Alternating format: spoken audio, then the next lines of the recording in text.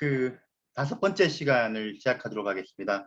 저는 법무법인 정박의 정종채 변호사입니다. 반갑습니다. 오늘 환경이 좀 바뀌었고요. 평소에는 제가 제 사무실 방 안에서 강의를 했습니다만은 불행하게도 지난주에 출장 가는 기차 지지난주에 출장 가는 기차 안에서 확진자하고 같은 칸에 타는 바람에 제가 내일까지 자가 격리를 하게 됐습니다. 그래가지고 저희 출근을 하지 못하고 우리 집에서 오늘 요 강의를 시작하게 됐고요. 조금 뭐 환경이 좀 운동기구도 보이고 막 그러죠. 네, 요즘 코로나 때문에 홈트를 많이 해서 저도 홈트 장비가 집에 많이 있습니다. 네, 오늘 수업을 좀 이제부터 시작하도록 하겠습니다.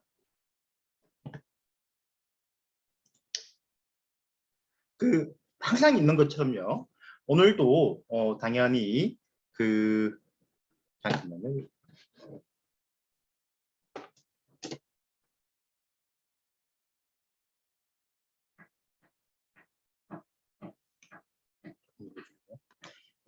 오늘도 당연히 하도급법 체계를 보여드리고 있습니다. 하도급법 체계를 보여드리고 있고요. 지금까지 많은 걸 했습니다. 하도급법 적용 대상, 그 다음에 기본 개념이요. 그리고 계약 체결할 때 필요한 서면 교부 의무라든가 표준 하도급 계약서, 부당 특약 금지, 그 다음에 하도급 대금을 결정할 때 부당하게 낮은 대금을 하면 안 된다는 부당 하도급 대금 결정 금지, 부당 감액 금지. 하도급 대금 결정하고 감액 금지의 차이점은 아시죠? 맨 처음에 결정할 때 낮게 적용하면 하도급 대금 결정이고요. 이미 결정해 놓은 걸 깎으면 후려치는 거는 감액입니다. 예를 들면 근데 이제 헷갈리는 게 있는 거죠. 처음에 하도급 공사를 시작할 때는 미처 그걸 얘기를 못했습니다. 하도급 대금이 얼마인지 결정을 못했습니다. 그리고 공사가 끝이 났는데 수급사업자가 들어간 비용을 달라고 요청을 하니까 원사업자가 너무 많다 못 준다. 실제 들어간 것보다 깎아서 주겠다. 네가 잘못해가지고 많이 투입된 것이다. 이렇게 주장해서 실제 투입 비용보다 적게 많이 결정이 되었다라고 하면 이거는 감액일까요? 그러면 하도급 대금 결정일까요? 네, 결정이죠. 네, 아직 하도급 대금에 대한 합의가 없는 상태에서 나중에 사후적이지만 금액을 처음 결정한 거잖아요. 그리고 실비 정산으로 하자, 그 비용 못 주겠다 이런 거는 그냥 교섭이죠, 교섭. 그 다음에 하도급 대금 조정이라고 하는 게 있었죠. 하도급 대금 조정은 두 가지입니다. 설계 변경이나 경제상황 변경처럼 그 이후로 원사업자가 발주자, 자기의 윗사람이 아니죠. 위에 계약 당사자인 발주자가 원사업자한테 그걸 이유로 하도급 대금을 조정해줬어요. 정액을 해줬습니다. 그럼 그때는 반드시 수급사업자한테 그 내용과 비율만큼 조정해줘야 되죠. 그렇죠? 근데 그거하고 관계없이 발주자가 해주든 안 해주든 관계없이 원가 변동 또는 수급사업자의 기책 사유 없는 공기 연장으로 비용이 많이 들어갔습니다. 그럴 때는 수급사업자는 원사업자한테 뭘 할 수 있다고요? 하도급 대금을 정액해달라고 하면 조정 신청을 할 수 있습니다. 이 조정 신청일 때는 네? 수급사업자가 조정 신청을 하면 원사업자는 조정에는 반드시 응해야 되지만 양 당사자가 신의 성실 원칙에 따라 교섭한 결과 합의가 안 됐어요. 합의가 결렬됐어요. 그거는 법 위반이 아니죠. 하지만 수급사업자가 정당하게 요구했는데 원사업자가 정당한 이유 없이 이걸 거절해서 조정이 안 됐어. 이렇게 따라가 안 됐어요. 그때는 뭐라고요? 네, 그때는 잠깐 미안합니다. 네, 나중에 전화 드리겠습니다. 그때는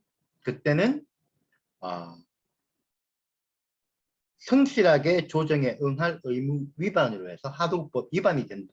됩니다. 이 부분이 사실은 되게 중요하기 때문에 최근에 특히 이제 전 세계적인 유동성 과다와 그 다음에 그 코로나로 인한 물류 상의 물류 비용 증가 이런 것들로 인해 가지고요. 어떻게 됐습니까? 어떻게 됐냐고요. 원자재 가격이 폭등했습니다. 인건비도 폭등했어요. 그렇게 해가지고 분쟁이 많이 생기고 있죠. 하도급 대금 조정 신청이 현장에서 많이 생기고 있습니다. 이때는 반드시 합리적인 조정 요구에 대해서는 조정을 해줘야 된다고 보는 거죠. 특히 광급공사의 경우에는 더욱더 그렇습니다. 네, 그것까지 했고요. 그 다음에 지난 시간에 했던 것들이 뭐냐면 검사 10일 이내로 반드시 검사해줘야 된다는 거. 그 다음에 부당 위탁 취소, 수령 금지, 반품 금지에 대해서 설명을 드렸고요. 그 다음에 선급금 지급 의무와 하도급 대금 지급 의무, 그 다음에 대물 변제 금지, 하도급 대금 조정, 하도급 대금 보정 의무까지 설명을 드렸죠. 그 다음에가 이제 오늘 들어갈 시간인데, 오늘은 남아있는 실체적인 법률 사항들입니다. 뭘까요? 사실은 오늘 수업을 하고 난 다음에는 오늘 제가 이걸 다 할 수 있을지 없을지는 조금 의문이에요. 하지만 오늘 그 다음에 다음 주는 출석이죠. 다음 주 출석이니까 그 다음 주까지 하면은 하도급법은 끝이 납니다. 그 다음에는 상생협력법, 그 다음에는 기타 건산법 등 기타 관련 법을 할 거고요.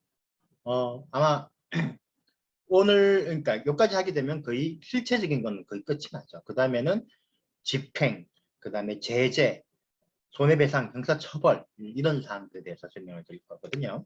오늘 할 내용은 바로 기술자료 제공, 기술자료 부당 제공 요구 및 유용 금지. 줄여가지고 뭐라고 한다? 기술 탈취 금지. 중요하죠. 중요합니다. 최근에 이게 많이 문제가 됐던 겁니다. 그 다음에 부당한 경영 간섭. 그 다음에 또 중요한 거죠. 발주자의 직접 지급 의무. 왜냐하면 하도급 대금은 계약 당사자가 누구죠? 원사업자와 수급사업자입니다. 근데 원사업자가 수급사업자한테 하도급 대금을 줘야 되죠. 발주자는 원사업자하고 도급 관계가 있는 거죠. 그러니까 발주자가 수급사업자한테 하도급 대금을 줄 의무는 원래 없어요. 그런데 하도급법에서는 특정한 경우에 발주자가 원사업자한테 직접 줄 수 있는 직접 지급 제도가 있습니다. 왜 있을까요? 첫 번째는 원사업자가 갑자기 경제적인 재무난으로 돈을 줄 상황이 안되게 된 거죠. 이러면은 발주자가 원사업자한테 대금을 주고 그 대금을 중에 일부를 수급사업자한테 줘야 되는데 못 주겠죠. 자기 코가 석자니까 딴 데다가 또 주고 말 거 아닙니까? 자기가 쓰고 말 거잖아요. 그러니까 직접 주는 거죠. 그렇게 되면 뭐죠? 수급사업자는 대금을 받아서 보호받고요. 또 발주자는 만약에 원사업자가 수급사업자한테 돈을 못 주면 물론 수급사업자는 도급이기 때문에 공사는 해야 되지만 계약 해지를 할 수도 있겠고요. 실질적으로는 공사 이루어지기 쉽지 않겠죠. 그러니까 그럼 발주자만 손해잖아요. 이 공사의 최종적인 주인은 발주자니까. 그래서 발주자한테도 좋은 거죠. 공사가 계속될 수 있습니다. 자, 이해되시죠? 오늘은 그래서 그런 부분들을 중점적으로 설명을 드릴 겁니다. 자, 한번 가보실까요?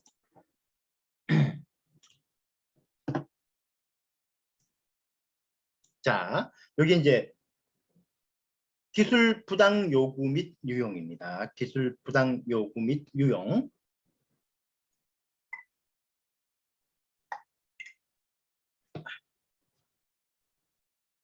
보시는 것처럼 이제 우리 개정 하도급법에서는 일단 첫 번째로 이 법에 적용을 받는 기술 자료의 정의가 꼭 필요합니다. 여기 참 어려워요. 이 지금 제가 보기에는 이것도 지금 사실은 공정위도 집행이 아직까지 경험이 일천한데 해석도 논란이 많고 그 다음에 공정위가 가지고 있는 그 내부 지침인 기술 자료 심사 지침에도 문제가 많습니다. 그걸 제가 좀 설명을 드릴게요. 기술 자료라고 하면 합리적인 노력에 의하여 비밀로 유지된 제조, 수리, 시공, 용역 방법에 대한 자료, 그 밖의 영업활동에 대한 유용하고 독립된 경제적 가치를 가지는 것으로 대통령령이 정하는 자료를 얘기한다라고 되어 있는데요. 그냥 이 부분에 대해서 이렇게 이해하시면 됩니다. 그냥 영업비밀과 거의 동일한 개념으로 이해를 하시면 됩니다. 영업비밀과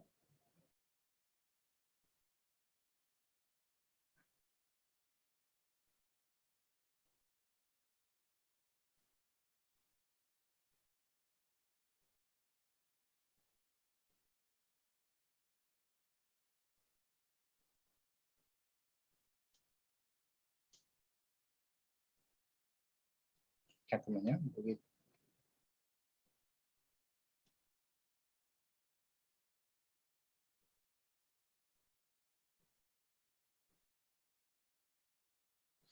네, 영업비밀과 거의 동일한 개념으로 이해를 하시면 되고요. 자꾸 제가 죄송한데 요거는 그겁니다. 제가 그 보고서에서 연락이 왔을까봐 제가 본 거니까 이해 좀 해주시고요. 그 영업비밀하고 동일한 개념이라고 생각하시면 됩니다. 영업비밀하고 동일한 개념이고요. 근데 이제 지금 제가 화면에는 개정법과 개정 전, 개정 후를 비교를 해놨는데 개정 전에는 상당한 노력에 의하여 비밀로 유지된이라고 되어 있었지만 개정 후에는 합리적인 노력이라고 바뀌었습니다. 이유는 그 영업비밀보호법에 있는 영업비밀과 의미를 맞추기 위한 거고요. 뭐 상당한 노력에서 합리적인 노력으로 바뀌었으니까 기술 자료의 진입 장벽이 낮아졌다라고 평가하신 분이 있는데 저는 뭐 그렇게 생각하지 않습니다. 상당한 노력이나 합리적인 노력이나 거기서 거기죠. 그냥 일반적으로는 그냥 영업비밀하고 같은 개념이라고 보시면 되고요. 그래서 12조의 3은 기술 자료 제공 요구 금지 등은 뭐라고 되어 있냐면 1항요. 1항은 원사업자는 수급사업자의 기술 자료를 본인 또는 제3자한테 제공하도록 요구해서는 안 된다. 다만 원사업자가 정당한 사유를 입증한 경우에는 요구할 수 있다. 라고 되어 있는데 여기서 중요한 거. 첫 번째, 기술 자료인데 누구의 기술 자료입니까? 네, 수급사업자의 기술 자료입니다. 기술 자료를 영업비밀 또는 IP와 비슷한 개념으로 보는 건데요. 영업비밀, 수급사업자의 영업비밀 자료를 요구해서는 안 된다라는 거죠. 원칙적으로 요구하면 안 되고요. 사업상 꼭 필요한 경우에는 요구할 수 있겠지요. 그 필요한 정당한 사유는 누가 입증해야 된다? 네, 그렇습니다. 원사업자가 입증해야 된다. 이게 첫 번째입니다. 그럼 두 번째로 생각해봐요. 첫 번째와 관련해가지고요. 만약에 이게 원사업자의 기술 자료가 아닌, 그러니까 수급사업자의 기술 자료라고 하면 수습사업자의 기술 자료죠. 원사업자의 권리가 없는. 근데 만약 원사업자와 수급사업자가 공동 소유라고 한다면요. 그 기술 자료가. 네. 그때는 이 조항이 적용 안 된다고 보는 거죠. 저는 그렇습니다.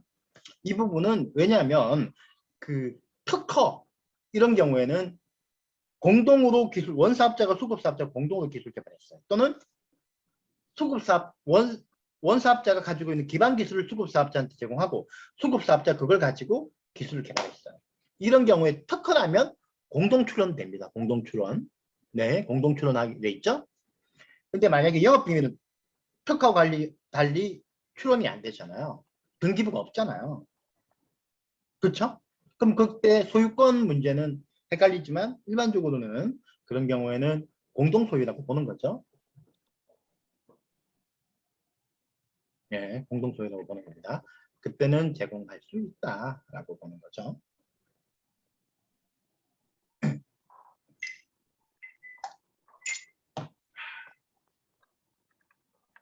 두 번째로요. 이 항은 똑같습니다. 과거. 이 항은 이제 정당한 사유가 있어가지고 기술 자료를 요구할 때 요구 목적, 비밀 유지에 관한 사항, 권리 기속 관계, 대가 등 대통령령이 정하는 사항을 수급사업자가 협의한 다음에 이걸 서면을 만들어서 줘야 됩니다. 그래야지 이건 나중에 분쟁 관계를 해결하기 위한 겁니다. 예를 들면 비밀 유지 의무를 어떻게 지게 되니까 그걸 지키지 않으면 원사업자의 비밀 유지 의무 위반이 되는 것이고요. 그리고 이 기술이 누구 건지 명확하게 밝히고 그 다음에 이거의 사용 목적, 원사업자가 사용할 수 있는, 활용할 수 있는 목적 같은 것들 밝히는, 그래서 문제를 사전에, 기술 탈취를 사전에 방지하려고 하는 목적입니다. 근데 요거는 뭐죠?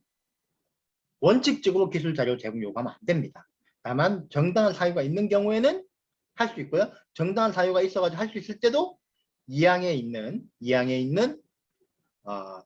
서면을 요구하는 거죠. 사망은 이렇게 어떤 자료든 아니면은 원사업자가 불법적으로 훔친 자료든 관계없이 수급사업자의 기술 자료를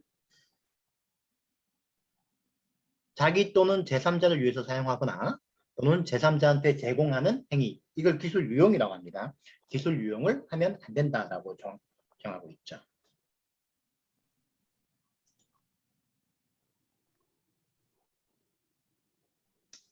보십시오. 또 재밌는 거 하나 죠. 이 보통 그 하도급법상 위반 행위가 있으면 대부분 수급사업자는 자기가 당한 걸 하는 거죠. 그런데 여기 있는 자기가 제공한, 원사업자한테 제공한 기술 자료를 원사업자가 몰래 활용했다 또는 제3자한테 줘가지고 제3자가 썼다, 이거 바로 알 수 있겠습니까? 모르죠. 바보가 아닌 이상은 원사업자가 알려주지 않죠.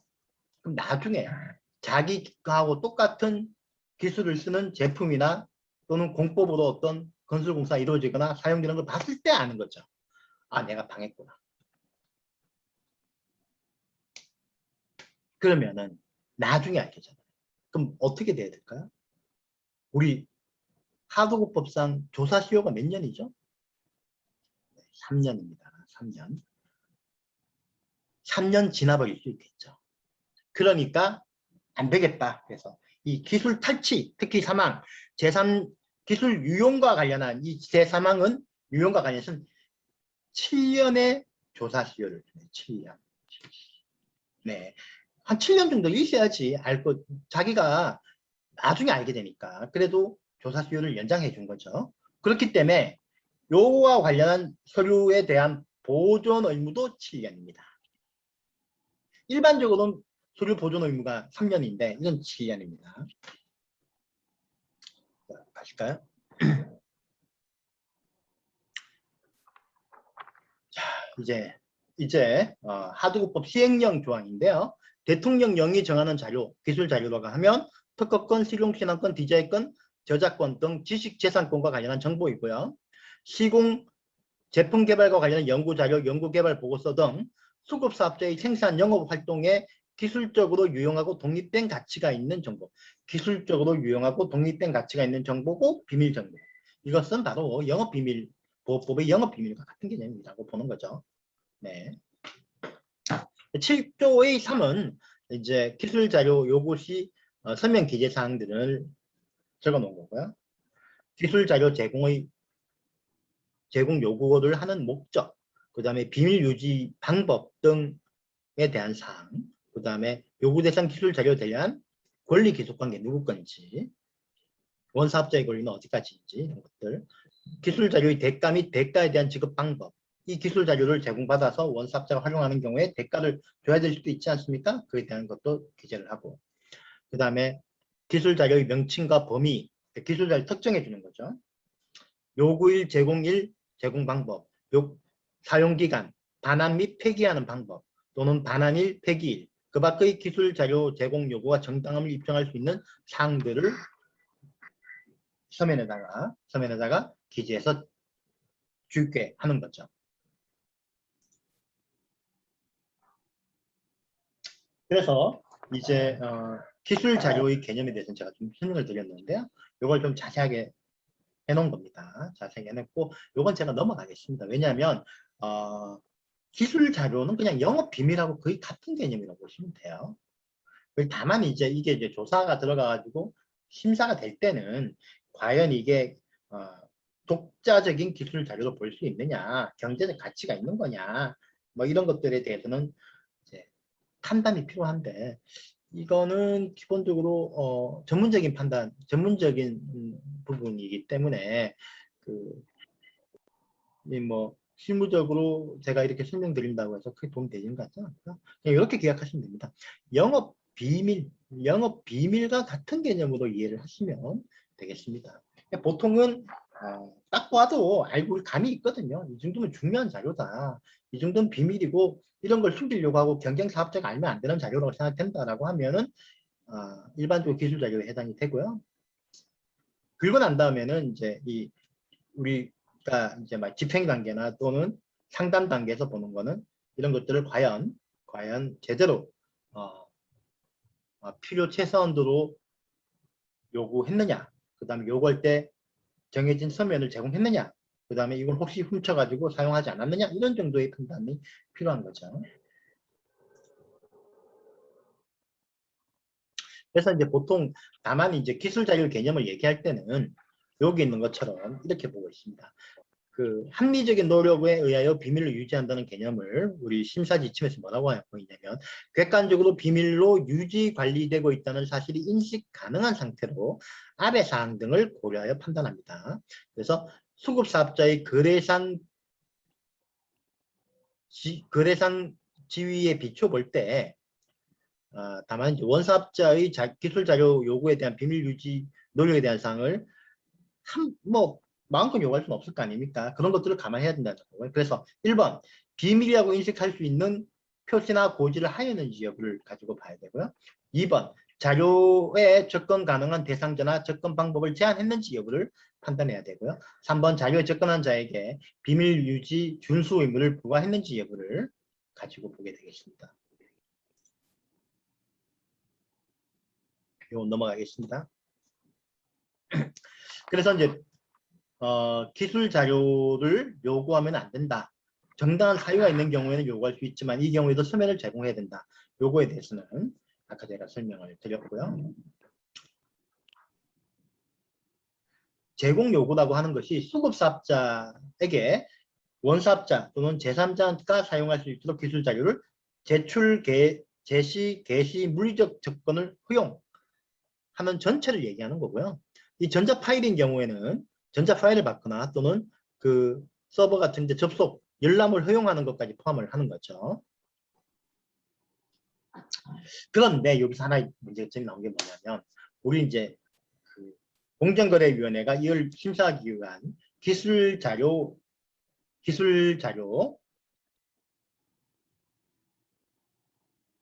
심사 기술 자료 심사 지침이라고 하는 것이 있습니다. 기술 자료 심사 지침이라고 하는 게 있는데요. 거기에서 보면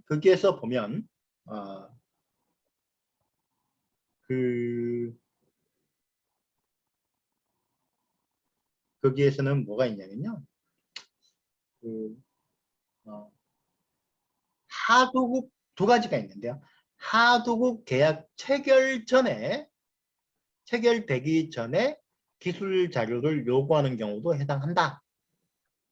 두 번째로 뭐냐면, 설사 그와 관련하여 하도급 계약이 체결되지 않더라도 이 동조가 적용된다라고 되어 있는데요. 이렇게 되어 있습니다. 물론 요거는 기술 자료 제공 금지를 좀 두텁게 보호하기 위한 거라고 저는 보여지지만 잘못된 해석이죠.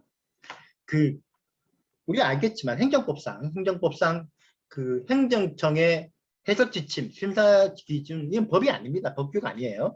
시행령 같은 법규가 아니고 이거는 단순히 내부 지침이거든요. 그래서 잘못된 건 법규성이 없습니다. 법 해석을 하는데 도움이 될 텐데, 생각해 보시면 우리가 아까 얘기했지만 여기 한번 보실까요? 법 12조에서 보면 수급사업자의 기술자라고 되어 있고, 그렇죠? 원사업자는 수급사업자의 기술 자료를 요구해서는 안 된다라고 되어 있어요. 원사업자, 수급사업자입니다. 이거 신분이거든요. 신분.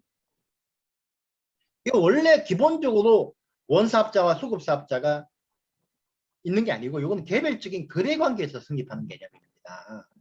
그래서 기술자료 제공도 하도급 관계가 성립해가지고 하도급 관계에서 관련해가지고 기술자료를 요구하지 않는 이상은 이 법 위반이 아니에요. 다만 하도급 관계와 관련해서 요구했는지에 대해서는 좀 넓게 봐야 되겠죠. 관련성에 대해서는 넓게 봐야 되지만 하도급 관계가 성립하지 않았다고 그러면 계약 체결 전에 기술 자료를 요구해, 그러니까 입찰을 해가지고 할 때 입찰 때 기술 자료를 요구했고 낙찰 안 됐어. 계약이 체결 안 됐어요. 요때는 원사업자와 수급사업자가 아니니까 이 법이 적용 안 된다 이 말입니다. 공정위가 이건 잘못한 것 같고 이거 아마 이거 제가 보기에는 99% 대법원 가면은 이런 사안에 대해서는 아마 공정위가 쉽게 이기지 못할 상황이 될 거라고 봐요. 그러면 어떻게 하느냐? 만약에 원사업자 하도급 관계가 성립한 경우로만 가지고 본다 그러면 너무 이 보호 범위가 좁고 수급사업자의 권리가 보호되기 어렵다. 어떻게 해야 되느냐? 방법은 없습니다. 이거는 하도급법에서 적용하기는 힘들다고 보는 거죠. 네, 그냥 중소기업, 대기업 간에 그걸로 예를 들면은 중소기업 기술 보호에 대한 법이 있지 않습니까? 그거에서 보호를 하던가 이래야지 하도급법에서는 이걸 규제하기는 어렵죠. 아마 그 심사 지침은 그런 욕심 때문에 그렇게 정해놓은 걸로 같은데 제가 보기에는 그렇게 하는 거는 거의 어렵고 나중에 대법원의 법률 판단에서 인정받기 어려울 것이다라고 보고 있습니다.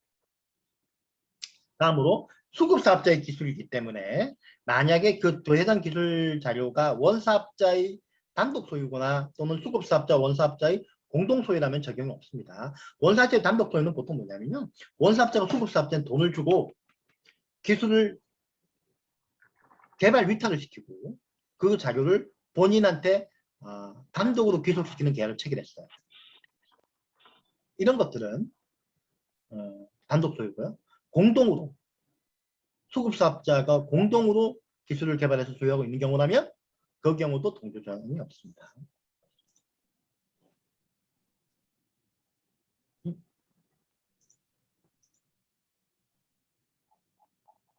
네. 그럼 요구의 정당한 사유는 어떤 것들이 있느냐? 일반적으로는 그 기술 자료를 요구해야 되는 경영상, 기술상 필요성이 있어야 되고요. 그 필요 최소한도로만 요구해야 됩니다. 다만 이게 필요 최소한도로만 요구했는지에 대해서는 사실은 판단이 상당히 어려운 측면이 좀 있습니다. 그래서 실제로 필요 최소한도를 넘어가지고 요구했다는 이유로 법 위반이 인정된 사례는 거의 많지 않습니다. 만약에 근데 이제 수급사업자가 절대 요구 못 주겠다라고 반항하는데도 불구하고 여러 가지 위협과 불이익을 고지해서 받아왔다면 그거는 필요 최소한을 넘어선 걸로 볼 여지가 있는 거죠. 정당한 사유도 없는 걸로 볼 수 있는 거죠. 그 외에 그렇지 않은 경우에는 사실은 이게 쉽지 않은 측면이 있는 거죠. 그래서 이 기술 자료를 또 요구할 때는 이런 것들을 협의해서 그 내용을 적은 서면을 요구해야 되고요. 그리고 그 협의가 공정하게 이루어졌는지 여부는 수급사업자의 자율적인 의사를 제약하는 등 강제성이 있었느냐 또는 수급사업자를 기망해서 속였느냐 기술자료의 권리 귀속관계 제공이나 활용 범위에 대해서 방대를 반영해가지고 정당한 대가를 준 걸로 보이느냐 기타 등등을 가지고 종합적으로 판단한다는 게 기술자료 심사 지침에 대한 겁니다. 요거는 저기 그 기술자료 심사 지침에 있는 그 기술 자료 요구서 내용입니다. 보시는 것처럼 원사업자와 수급사업자의 개념이 여기 이제 사항들이 있고요. 그 다음에 두 번째 기술 자료 요구와 관련한 사항에서 1. 기술 자료 내역을 적게 되어 있고 요구 목적, 그 다음에 비밀 유지에 대한 사항, 비밀 유지 각서 첨부, 기술 자료 중 어느 부분을 특히 비밀로 할 것인지에 대해서 적시하게 되고요. 권리 기소 사항들. 1번 원사업자가 요구하는 기술 자료가 현재 권리 기속자, 상호 간의 기술 이전 계약 체결 여부, 요구하는 기술이 공동 개발한 기술인지, 그 다음에 기술 자료가 제공된 후 권리 기속 관계에 대한 상호 협의사항. 여기 보면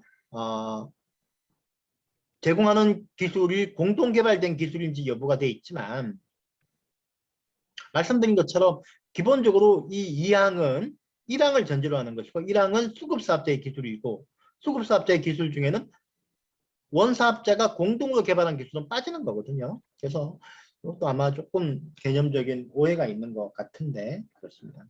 그 다음에 대가, 인도일과 인도 방법, 사용기간, 반환 및 폐기 방법 및 반환일과 폐기일, 그 밖의 사항들이 있습니다.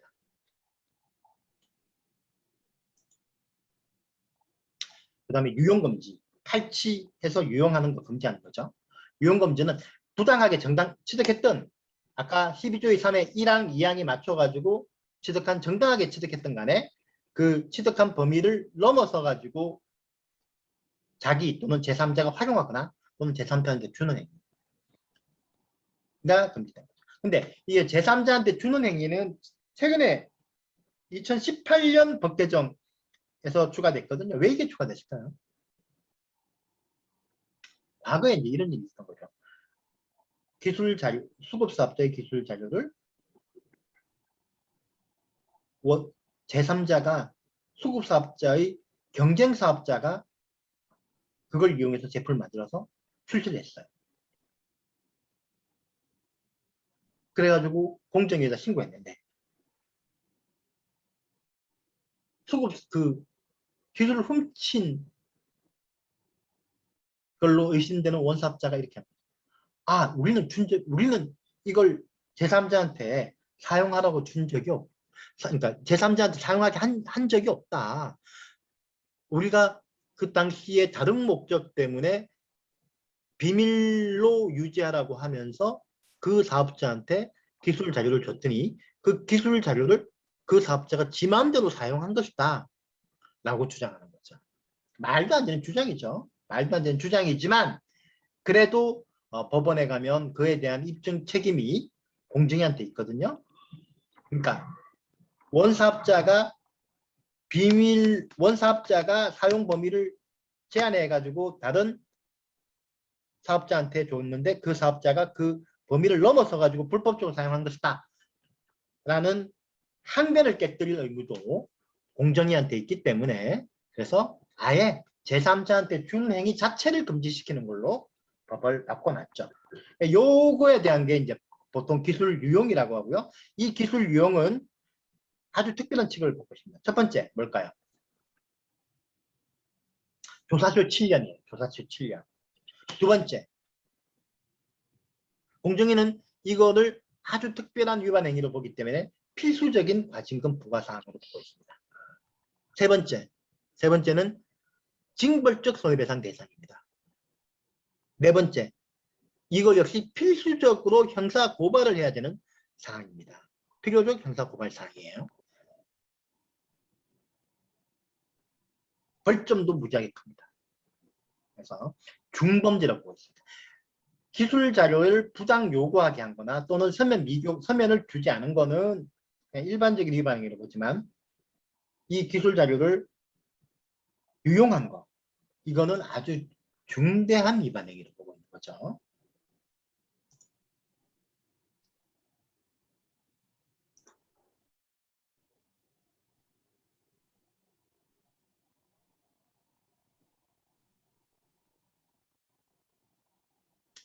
그래서 요 이제 그 심결례인데요. 요 심결례는 한번 읽어보십시오. 읽어보고 보통 이 심결례들은 대부분 어떻게 구성이 되어 있냐면 제가 말씀드렸지만 기술 자료를 필요 최소한도, 그러니까 기술 자료를 과도하게 요구했다라고 해서 제재된 사례는 많지 않습니다. 거의 어려워요. 필요 최소한도로 했는지 안 했는지를 입증하는 게 매우 어렵기 때문에 그렇습니다. 그래서 대부분 기술 자료를 요구하면서 필요한 서면을 안 줬다는 걸로 제재가 됐습니다. 두 번째로 기술 자료를 자기 또는 제3자가 사용하겠다 또는 제3자한테 제공했다라고 하는 기술 자료 유용으로 처벌된 사례도 많지 않고 한두 건 있습니다. 많지 않은 건 밝히기 어려워서 그런 거죠.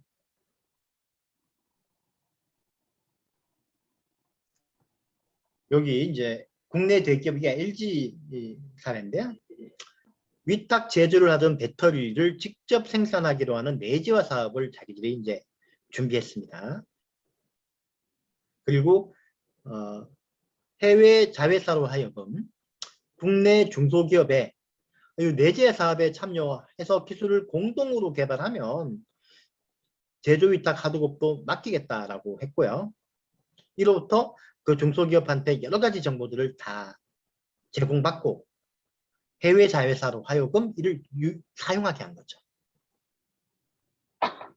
그래서 공정위원회는 이 경우에 기술을 제공받은 직접 기술을 받은 형식상의 주체는 해외 그러니까 LG의 해외 자회사지만요. 실질적인 행위자는 국내 회사라고, 국내 LG라고 본 거죠. 그래서 한국하도급법을 적용했고요. 그리고 이거는 기술자료 부당 요구, 서면 미교부 및 유용행위로 가서 엄벌에 처했습니다. 이건 뭐 근데 왜 그러면 우리나라 대기업을 봤을까? 요거는 여러 가지 이유가 있지만 집행이 편한 거죠. 일단 해외 법인이라 하더라도 한국하도법은 적용할 수 있죠. 하지만 그래도 논란을 피하기 위해서 실질적인 행위자를 국내 모기업으로 본 거고요.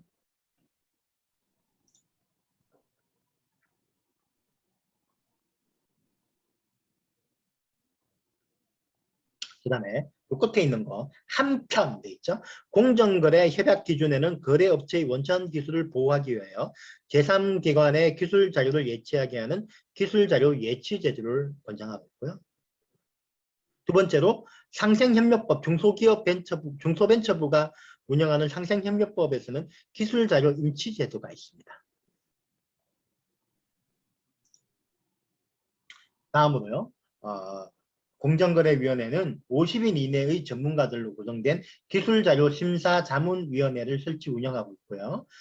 이에 대해서 기술 유용행위와 관련한 제도 개선, 발전 방향, 사건 심사에 대한 전문가 의견을 수렴하고 있습니다.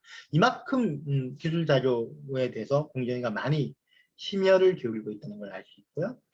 조사 시효는 7년, 기술자료 부당 요구, 서면 미교부 기술 유용 7년이고요. 그 다음에 서면 보존 기간도 7년입니다. 아까 제가 말씀을 좀 잘못 드렸습니다. 기술자료 부당 요구, 서면 미교부도 7년으로 한 거. 왜냐하면 기술 유용을 파악하기 위해서는 요거 또 조사를 해야 되니까 패키지니까 그렇습니다. 그 다음에 손해배상은 기술자료 부당 요구와 서면 미교부는 실손해배상이고요. 기술자료 유용은 3배 이하의 징벌적 손해배상 대상입니다. 잠깐만요. 제가 물 좀 가지고 와서 계속 진행하겠습니다.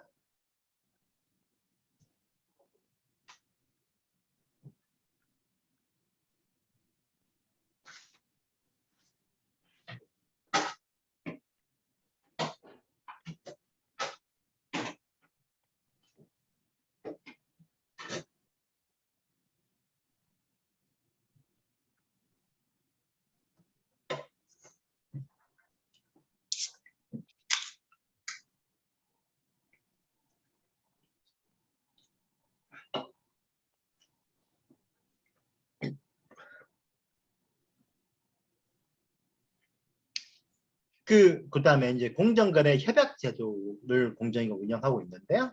공정거래위원회는 원사업자가 소급사업자가 하도급 법령의 준수와 협력을, 상생협력을 약속하는 협약을 체결하도록 권장하고 있고요.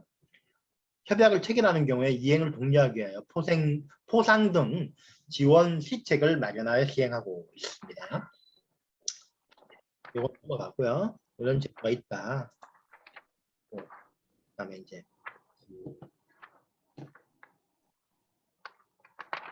부당 경영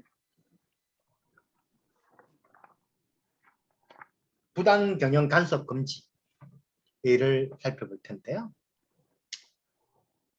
원사업자는 하도급 거래량 등을 조절하는 방법을 이용해서 수급사업자의 경영에 간섭하면 안 된다.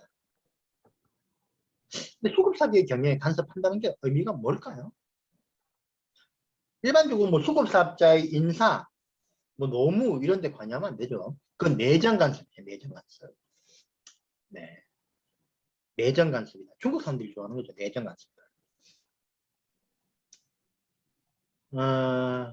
그런데요.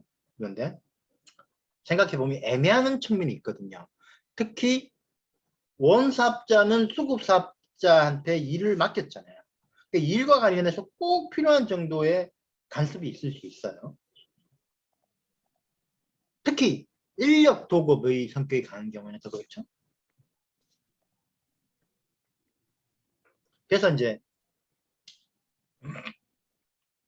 2항에는 간주 조항이 있습니다. 1. 정당한 사유 없이 수급사업자가 기술자료를 해외로 수출하는 행위를 제한하거나 기술자료의 수출 이유로 거래를 제한하는 행위는 무조건 경영간섭으로 보겠다.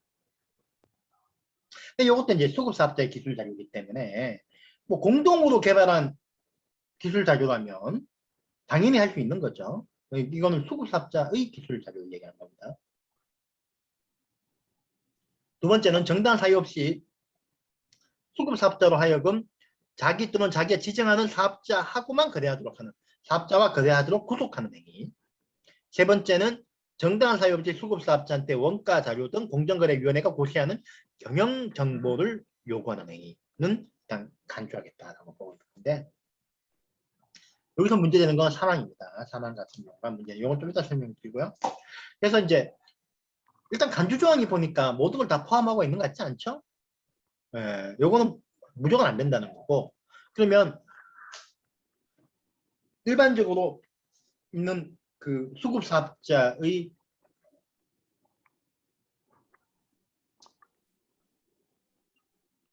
어떤 업무 프로세스나 이런 데 관여하는 것을 어떻게 판단해야 될까요? 정당한 사유가 꼭 있어야 됩니다. 경영상 꼭 필요한 경우가 있어야 되고요. 이거는 원사업자가 입증해야 돼요. 만약에 건설공사를 맡겨놨습니다. 근데 건설공사의 공법, 건설사업자의 공법이라는 게 이제 에 대해서도 만약에 수급사업자가 그 뭐 관여를 만약에 한다라고 생각하면 어떻게 될까요? 좀 더워서. 네.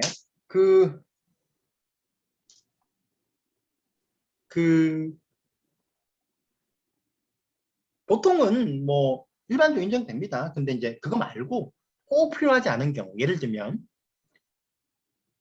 현장 소장을 바꿔라, 이런 것들. 이거 왜 인사권에 왜 개입을 하지? 아니, 이게 약간 내정 간섭 문제죠. 현장 소장은 좀 낫죠. 자기하고 관련되는 현장의 소장이 우리하고 코어가 안 맞다. 그런데 갑자기 뜬금없이 거기 있는 재무팀장이 질 수 없으니까 바꿔라. 그 다음에 특정 인사를 채용해라. 뭐 이런 거 안 됩니다. 아니면 지금 들어가는 인력이 너무 적다. 추가 투입해라. 이런 것도 사실은 허용 안 되는 거예요. 왜냐하면 원래 도급이라고 하는 일의 완성이잖아요. 그래서 일을 완성하는 절차는, 방법은 원래 수급사업자의 재량입니다. 그래서 그 일이 완성이 안 되면 책임을 물으면 되는 거예요. 그래서 기본적으로 원사업자는 수급사업자한테 관여를 못하게 돼 있어요. 그래서 특히 일의 완성이라고 하는 도급의 성격상 더 그렇습니다. 그래서 실제로 생각하는 것보다, 우리 일반인들이 생각하는 것보다 원사업자는 수급사업자의 일에 일하는 방식이 있는데 가입하면 안 돼요. 그래서 문제가 되면 대부분 예를 들면은 좀 원사업자, 수급사업자가 좀 불안해 재무적으로. 근데 원사업자가 기성금을 주면서 이 기성금은 무조건 우리 공사에 들어가는 인부들 월급을 줘야 된다. 뭐 이렇게 하고 그걸 확인받는다 이런 것도 안 돼요. 물론 이제 노무비닷컴이라든가 이런 제도가 있으니까 그걸 통하는 건 가능하겠지만 그 다음에 경영상 정보를 요구하는 것도 그 부당 경영 간섭으로 보지 않습니까? 요구와 관련해서 우리 공정위는 하도급법상 요구가 금지되는 경영상 정보 종류를 고시하고 있어요. 여기 보시면 수급사업자가 목적물 등 납품을 위해 투입한 재료비, 노무비 등 원가에 대한 정보, 수급사업자가 다른 사업자한테 납품하는 목적물의 매출 관련 정보, 그 다음에 수급사업자의 경영 전략 관련 정보, 수급사업자의 영업 관련 정보, 수급사업자의 뭐 다른 사업자의 거래에서 사용하는 전자적 정보 교환 전상망의 고유 습별 명칭 등을 경영정보로 하고 있죠. 그런데 요거와 관련해서는 이제 이유는 그런 거죠. 이 도급이잖아요. 도급. 그래서 일의 완성을 하게 되면 대가를 주고 받는 건데 다만 어떤 게 있겠습니까? 우리 원사업자들은 수급사업자가 잘 먹고 잘 사는 거를 좋아하겠습니까? 싫어하겠습니까? 싫어하죠. 왜냐하면 수급사업자가 잘 먹고 잘 살수록 원사업자 목이 적어지거든요. 그래서 원사업자들은 항상 수급사업자의 원가 정보를 알고 싶어요. 제대로 된 원가 정보. 그래서 줄 수 있는 죽지 않을 정도만 딱 대금을 주고 싶어 하는 거죠. 근데 그거는 도급하고는 관련이 없고요. 두 번째는 중소기업의 경쟁력 향상에도 안 되는 겁니다. 중소기업이 크려고 하면 그렇죠? 인연을 남겨가지고 그 인연을 기술 개발이나 규모 확장에 써야 되는 거예요. 투자해야 됩니다. 투자하려고 그러면 이익이 남아야 돼요. 그 이익이 그러면은 원사업자를 사기쳐가지고 받는 이익은 안 되는 거고 수급사업자가 기술 개발, 원가 절감 노력을 통해서 원가를 낮추면 그 원가를 하락한 이익이 수급사업자한테 와야 되는데 원가 정보를 그대로 노출하면 원사업자는 원가에 플러스 알파만 딱 정해서 줄 거기 때문에 수급사업자한테 가지 않잖아요. 수급사업자는 계속적으로 계속 종속된 관계, 크지 못하고 종속된 관계로 가야 되거든요. 그런 것들 때문에 이런 조항들을 만들어 놓은 겁니다. 그래서 수급사업자가 원사업자한테 종속되지 않고 독립적으로 커나갈 수 있도록 만들기 위한 조항들입니다. 그런데 또 원사업자들, 특히 건설 회사들을 중심으로 원사업자들은 어떤 부분이 있냐면 이렇게 되면 우리 업무 업계 현실은 어떻습니까? 업계 현실은 견적서를 받아가지고 그 견적서를 검토한 다음에 계약을 체결하는 건데 이렇게 되면 견적도 못 받지 않느냐. 그러면 어떻게 계약을 하라는 얘기냐. 라는 볼멘 소리가 나오고 있고 그래서 이에 대한 좀 더 구체적인 가이드라인을 정하되 유연한 태도로 바꿔야 된다라는 입장입니다. 그래서 이 부분은 상당히 논란이 많은 부분이고요. 그 다음에 보복금지 탈법행위 금지는 원사업자는 수급사업자가 이 하도급법 위반을 이유로 관계기관에 신고하는 행위. 관계기관은 공정위뿐이 아니라 뭐 경기도도 됩니다. 또는 이거와 관련해서 하도급 분쟁 조정 신청을 하거나 또는 관계기관의 조사에 협조하거나 서면 실태 조사에 응해서 공정위한테 자유를 제공하는 이런 거를 이유로 해가지고 수급사업자의 수주 기회를 제한하거나 거래를 정지, 그 밖에 불이익을 주는 행동을 해서는 안 된다라고 되어 있습니다. 여기 참 어려워요. 수주 기회를 제한한다. 이거 입증이 될까요? 원사업자가 봐보면 되겠죠. 원사업자가 네가 나를 신고했어. 나쁜 놈 새끼. 죄송합니다. 이 비속어네요. 너 입찰 참가 자격 제한 처분 이런 걸 하면 되죠. 근데 그렇게 하는 바보는 없을 거 아닙니까? 그렇죠? 그냥 몰래 입찰 기회를 안 주거나 또는 막 계약 기회를 안 주거나 이렇게 하는 거죠. 그래서 수주 기회를 제한한다는 것을 입증하기는 거의 어려워요. 그 다음에 3배 이하의 징벌적 손해배상 대상. 이 이제 보복행위를 하다 잡히면 그렇게 된다는 거고요. 탈법행위는 하도급 거래와 관련한 우회적인 방법으로 실질적으로 이 법의 적용을 피하는 행위를 해서는 안 된다는 거고요. 그렇습니다. 그래서 여기까지 했고요. 실질적으로 보복행위나 탈법행위가 일반적으로 문제된 사례는 많지 않겠죠. 생각해 보시면 그렇겠죠. 그 다음에 이제 오늘 거의 뭐 하이라이트 같은 개념. 오늘 사실은 오늘의 하이라이트는 이 기술 탈취하고요. 그 다음에 지금 있는 하도급 대금의 직접 지급입니다. 하도급 대금의 직접 지급은 제 개념 설명드렸죠. 아까 건설사가 기본법이 된 내용인데요. 우리가 어떻게 됩니까? 발주자가 있고 원사업자가 있고 수급사업자가 이렇게 있습니다. 세 가지가 있죠. 각 계약관계는 발주자하고 원사업자하고는 도급관계, 원도급이 있고요. 원사업자하고 수급사업자는 하도급관계죠. 그 다음에 수급사업자와 재수급사업자가 있습니다. 이것도 하도급관계. 재수급사업자 입장에서 발주자는 누구다? 수급사업자의 원사업자죠. 그렇죠? 이렇게 계속 내려갑니다. 이렇게. 이런 관계에서 각각의 거래관계가 있는데 그러면 발주자는 수급사업자한테 어떤 거래상의 계약상 책임이 있나요? 없나요? 권리 의무가 없습니다. 그래서 발주자는 원칙적으로 수급사업자한테 하도급 대금을 지급할 의무가 전혀 없는 거죠. 원사업자가 수급사업자한테 하도급 대금을 못 줬다면 그거는 원사업자 책임이지 발주자가 책임질 이유가 없는 거죠. 물론 현실에서는 그렇지 않습니다. 현실에서는 어떻게 하죠? 원사업자가 수급사업자한테 일을 시키고 대금 안 주고 도망갔어요. 네. 전문용어로 뭐라고 하죠? 이런 걸? 도망가는 걸? 토낀다고 하죠. 토낀다. 토끼버렸습니다. 사라져버렸어요. 그러면 이 수급사업자는 어떻게 됩니까? 네. 죽어야 되나요? 네. 죽기 전에 마지막 발악을 하는 거죠. 어디로 가는 거죠? 네. 발주자의 본사 앞에 가가지고 1인 시위를 하겠죠.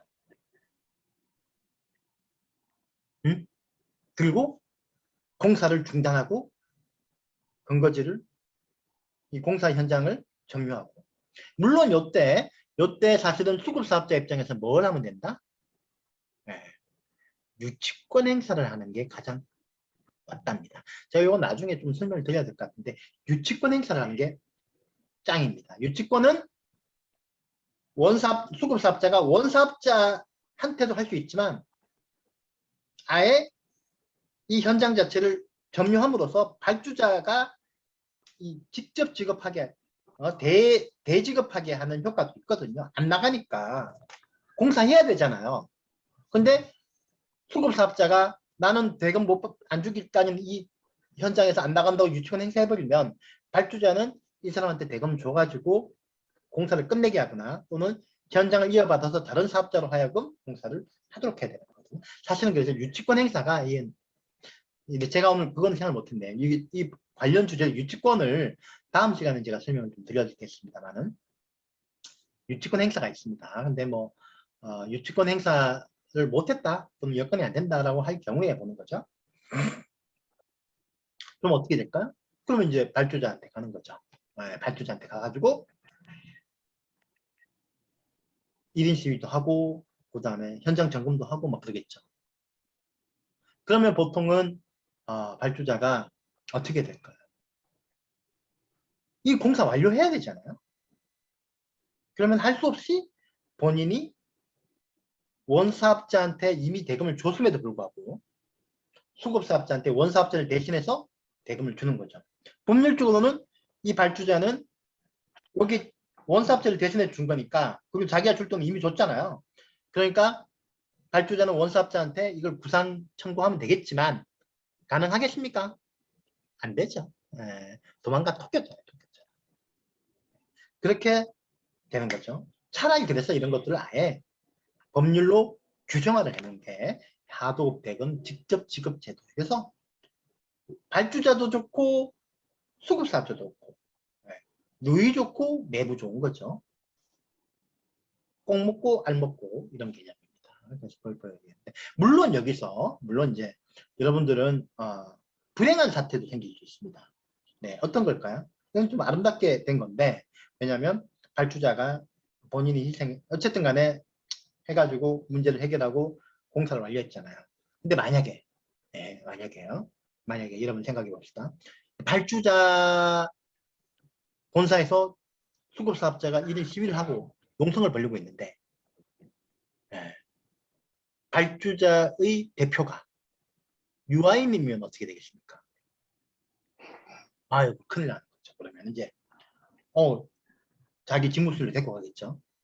그러면서 밀린 하도급 대금이 얼마야? 그랬는데 500만 원입니다. 그러면 어떻게 될까요? 아니 500억도 아니고, 응? 50억도 아니고 500만 원 가지고 그럼 어이가 없네? 이렇게 되는 거죠. 그렇죠? 네. 그래서 나온 영화가 베테랑입니다. 베테랑. 네. 관련이 있는 거죠. 이 하도급하고. 이건 물론 왜 그러냐면 그것도 하도급이에요. 거기도. 왜냐하면 발주자가 있죠. 이 발주자를 대신해서 운송 용역을 제공하는 원사업자. 그 나쁜 놈 때리던 나쁜 놈 있잖아요. 원사업자가 있고 원사업자 밑에서 지입차주처럼 하는 또 사업자니까 하도급 관계, 운송 하도급이거든요. 네, 그렇습니다. 그렇죠? 네. 유아인한테 걸리면 안 되는 거죠. 유아인 씨가 그렇다는 건 아닙니다. 유아인 씨 그렇다는 게 아니고 배역이 그렇다는 거죠. 배역이. 네. 그렇고요. 그 다음에 14조에서 나온 게 이제 직접 지급 제도입니다. 네. 1항을 보면요. 직접 지급 사유가 총 몇 가지? 4가지가 있는 거죠. 4가지가. 4가지가 있는 거죠. 첫 번째가 원사업자의 지급정지, 파산, 그 밖의 이와 유사한 사유가 있거나 사업에 대한 허가, 인가, 면허, 등록 등이 취소되어 원사업자가 하도급 대금을 지급할 수 없게 된 경우로서 수급사업자가 하도급 대금의 직접 지급을 요청한 때, 원사업자가 지급정지 이런 것들이 된 거죠. 이런 것들을 사실 이제 이게 복잡하잖아요. 근데 사실은 건설 현장에서는 이제 일본어 잔재가 많죠. 이걸 한마디로 뭐라고 한다? 앵꼬라는 걸 앵꼬. 그러니까 원사업자의 지갑이 이건 뭐 너무 비속어인데 어쨌든 간에 돈을 못 주게 됐다. 또는 사업을 할 수 없게 됐다. 이런 경우에는 인정이 되잖아요.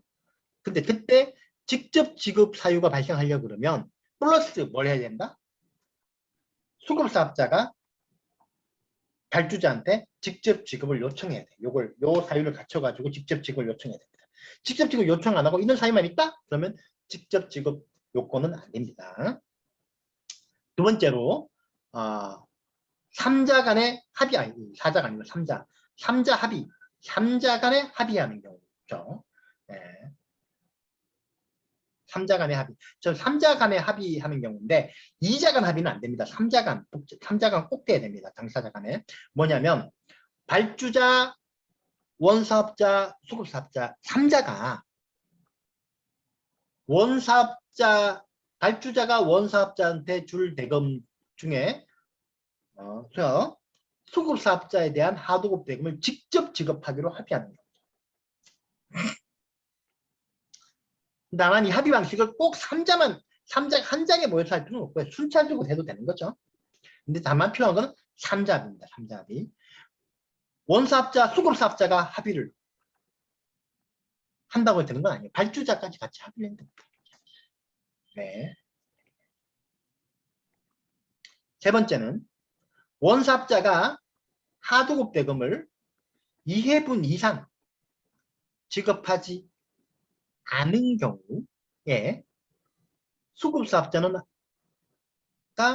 발주자한테 직접 지급을 요청한 때 2회분 이상입니다. 2회분 보통 하면 뭐죠? 기선고 방식이죠. 기선고. 1회차, 2회차, 3회차. 요거를 2회차 이상 밀려야 되는 거죠. 근데 만약에 한 번 1회차 밀리고 2회차 전에 갚고 다시 2회차 밀리고 갚고 밀리고 갚고 하면 1회차 분만 밀린 거잖아요. 그건 안 되는 거죠. 2회차 분이 밀려야 되는 겁니다. 기선고 방식에서. 네 번째. 지난 10원 시간에 이제 이 원사업자는 수급사업자한테 하도급 대금 지급 보증 의무가 있다고 했죠. 이 의무를 이행하지 않은 경우로서 수급사업자가 하도급 대금의 직접 지급을 요청할 때 네. 지급 보증 의무를 이행하지 않았을 때 그럼 못 믿잖아요. 원사업자를. 원사업자에 대해서 못 믿겠다. 이럴 때는 발주자한테 직접 지급 요청을 할 수 있다. 그러면 직접 지급 의무가 발생하는 거죠. 네, 그렇습니다. 그래서 1항, 2항, 3항, 4항. 특징적인 게 있죠. 뭡니까? 1호, 3호, 4호는 어떤 사유가 발생하고 플러스 뭐다? 수급사업자가 발주자한테 직접 지급을 요구하는 거 있죠. 2호는 뭐죠? 3자 합의. 이 중에 가장 많이 활용되는 거는 2호입니다. 문제가 가장 많은 것도 2호. 됐죠? 이런 사유가 있을 때는 발주자는 수급사업자한테 하도급 대금을 지급할 의무가 있습니다. 한번 생각해보죠. 그럼 발주자는 수급사업자한테 하도급 대금을 지급할 의무가 생기잖아요. 줘야 되죠. 근데 원사업자한테도 줘야 되나? 그럼 어떻게 되는 거죠? 당연히 수급사업자한테 줘야 되는 하도급 대금만큼 발주자가 원사업자한테 주는 대금에서 따져야 되겠죠. 네. 그래서 변제된 걸로 봅니다. 이해되십니까? 네.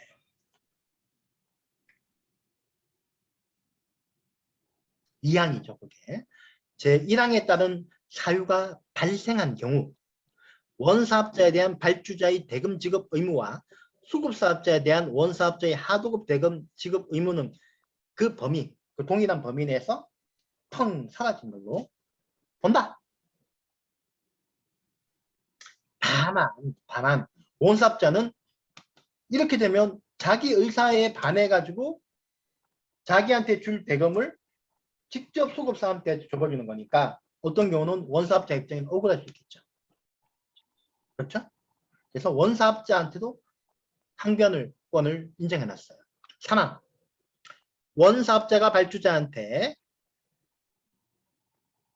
해당 하도급 계약과 관련한 수급사업자의 임금, 자재 대금 등의 지급 지체 사실을 인정할 수 있는 서류를 첨부해서 해당 하도급 대금의 직접 지급 중지를 요청한 경우 발주자는 1항에도 불구하고 그 대금을 지급하지 아니할 수 있다.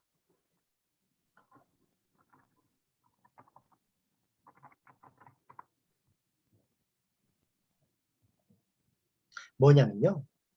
이런 경우입니다. 이게 뭐냐면 수급사업자 있잖아요. 아까 얘기했지만 수급사업자도 이 돈을 받아가지고 지 밑에 있는 인부들이 있으니까 인부한테 월급을 주거나 또는 여기의 재하도급 사업자도 있고 여기의 그냥 납품업체도 있잖아요. 그렇죠? 그렇습니다. 근데 만약에 수급사업자가 발주자가 수급사업자한테 돈을 직접 지급받았습니다. 그리고 이 수급사업자가 그걸 정당하게 이 공사와 관련한 인부한테 돈을 주거나 또는 자재업자한테 돈을 줘야 되는데 안 주면 어떻게 될까요? 이 인부나 이 사람들이 원사업자한테 가서 농성을 할 수도 있고 또는 발주자한테 직접 가서 농성을 할 수도 있겠죠. 그러면 다시 공사가 안 될 거잖아. 그래서 원사업자가 이런 사실을 입증하면 발주자는 수급사업자한테 직접 안 줄 수도 있다. 그 경우는 사실 그럼 뭐 원사업자한테 직접 주라는 건 아니고 아마 그때는 다 모여가지고 수급사업자 인부나 수급사업자의 납품업체, 수급사업자의 재수급사업자까지 다 모아가지고 합의를 해야 되겠죠. 네. 그래서 이제 아까 지금 1항에 따라 직접 지급하면 발주자는 똑같은 얘기입니다. 수급사업자한테 하도급 대금을 직접 지급할 때 발주자는 원사업자한테 이미 지급한 하도급 대금은 빼고 지급한다. 그러니까 이미 이 직접 지급 사유가 발생하기 전에 원사업자가 수급사업자한테 아니, 발주자가 원사업자한테 이미 돈을 줬어요. 그리고 다시 예를 들면 이런 거죠. 어떤 특정한 하도공사가요. 발주자가 원사업자한테 100억의 도급 계약을 체결했고 이 발주자는 원사업자는 한 수급사업자하고 50억의 계약을 체결했습니다. 물론 이제 직영 부분이 있으니까 보통 82%인데 이 경우에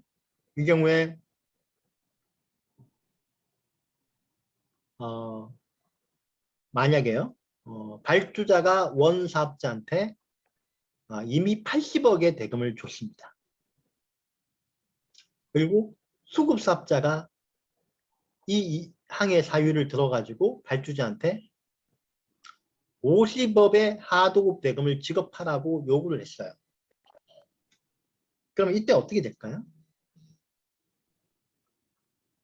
이때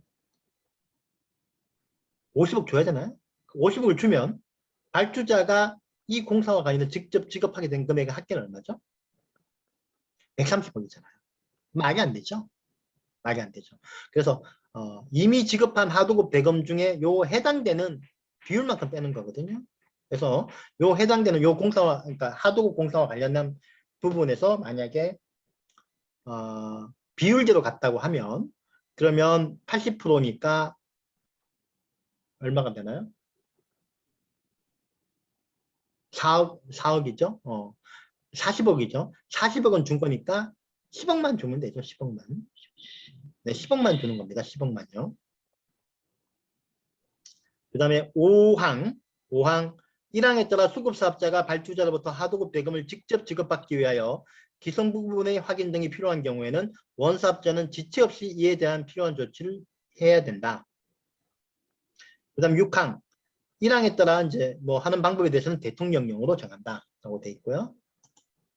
그 다음에 대통령령에서는 법 14조 1항에 따른 수급사업자의 직접 지급 요청은 그 의사표시가 발주자한테 도달한 때에 효력이 발생한다. 이거는 뭐냐면 우열관계를 정하기 위한 겁니다. 우열관계. 예를 들면은 우열관계 여러 가지가 있는데요. 수급사업자가 원사업자로부터 하도급 대금을 직접 지급받을 권리, 채권과 권리관계에 있을 거는 뭐냐면 첫 번째, 발주자가 원사업자한테 미리 대금 중에 일부를 줬을 수 있잖아요.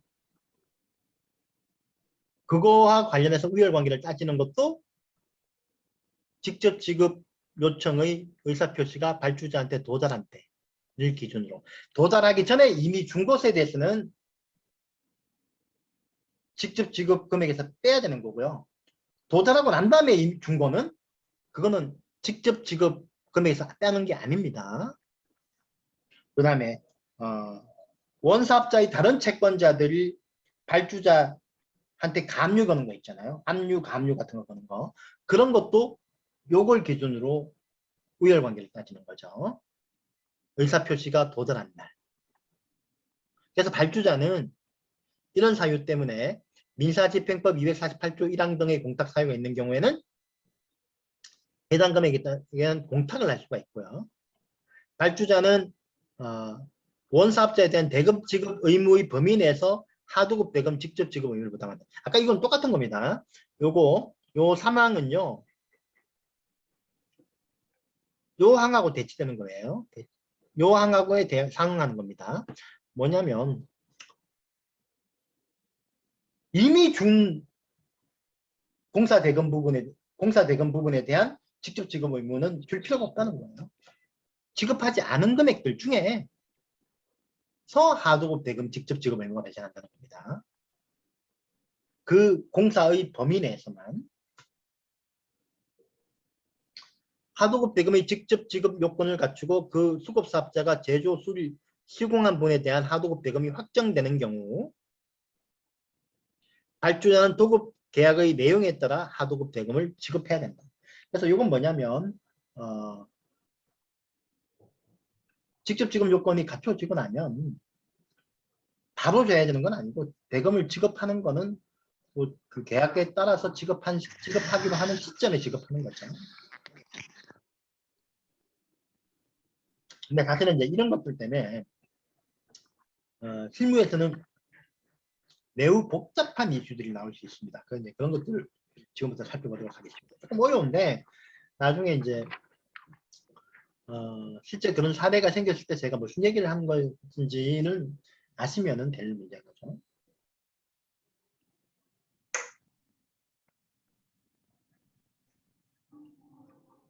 직접 지급 제도의 취지는 말씀드린 것처럼 영세한 수급사업자 보호와 원사업자의 재무상황과 무관하게 도급 업무를 완수할 수 있게 하여 발주자한테도 이익이 되는 것을 얘기하고, 다만 예외적인 발주자에 대한 의무일 뿐 이로 인하여 발주자가 원사업자가 되거나 또는 수급사업자와 하도급 계약관계에 있게 되지 않음.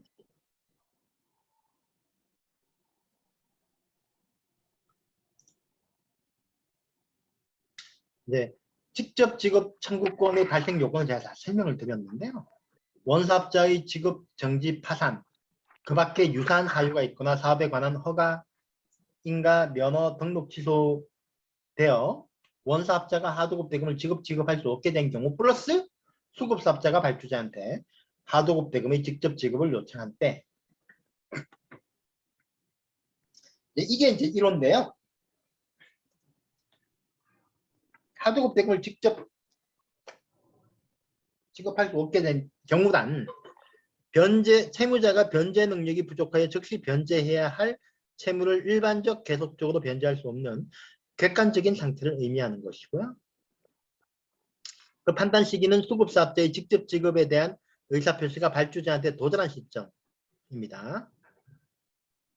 그리고 당연히 회사 정리 회생 절차도 포함되는 걸로 보고 있고요. 다만 수급사업자가 의 인부가 임금을 지급하지 못했다는 이유로 농성을 벌이는 상황과 같이 사실상 지급 불능과 유사한 상태에는 포함되지 않습니다. 잠깐만요. 조금만 1분만 멈추겠습니다.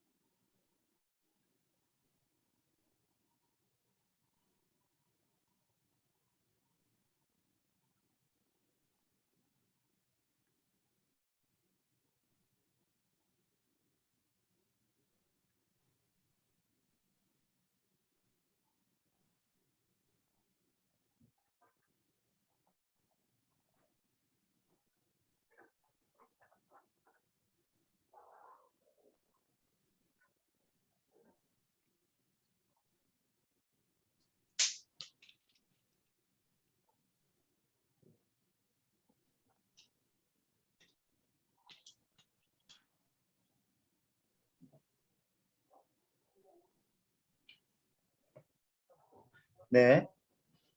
다음 이제 2호로 넘어가겠습니다. 그 2호는 발주자가 하도급 대금을 직접 수급사업자한테 지급하기로 발주자, 원사업자, 수급사업자가 합의한 때입니다. 가장 일반적으로 많이 있는 경우고요. 합의 형식에 대해서는 뭐 법령에 특별한 게 정해진 게 없고, 그래서 이 3자가 동시에 합의를 해도 되고 순차적으로 합의를 하더라도 관계없고요. 다만 이제 이거는 민법상 채권 양도하고는 조금 다른 개념이고요. 별도로 하도급법에 따른 직접 지급 합의입니다. 감사합니다. 세 번째는 원사업자가 말한 것처럼 여러 차례 순차로 하도급 대금을 지급하게 돼 있는 게 기성구 같은 방식이죠. 이런 경우에 하도급 대금을 누적해서 2회분 이상, 누적 2회분 이상을 지급하지 않을 때, 그때는 수급사업자가 하도급 대금의 직접 지급을 요청할 수 있는 거죠.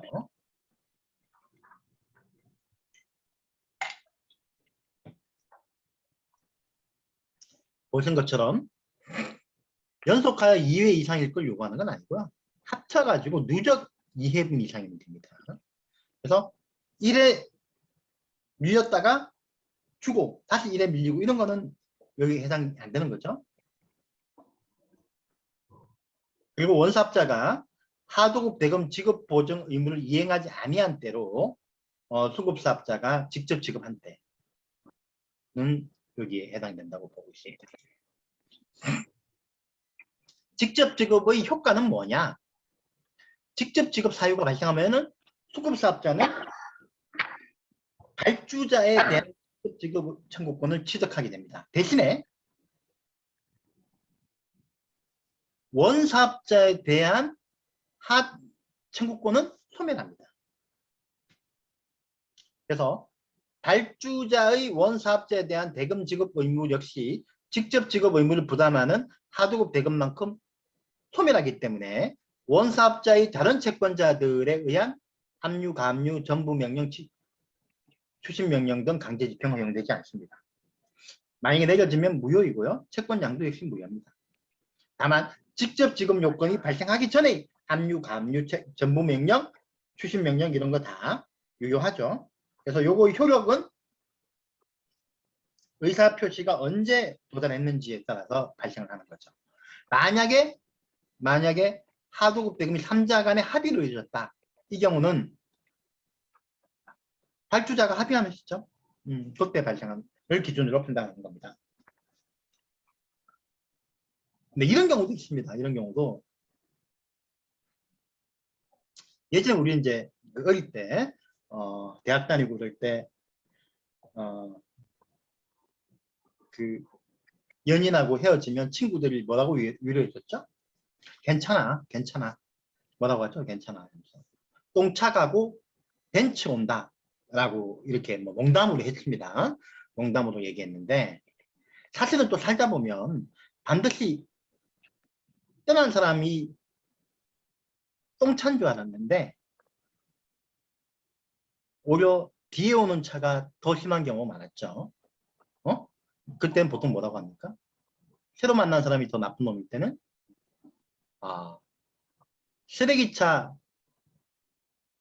피했더니 똥차에 치였네 그러잖아요. 그렇죠? 이런 것처럼 사실 이게 아까도 말씀드렸죠.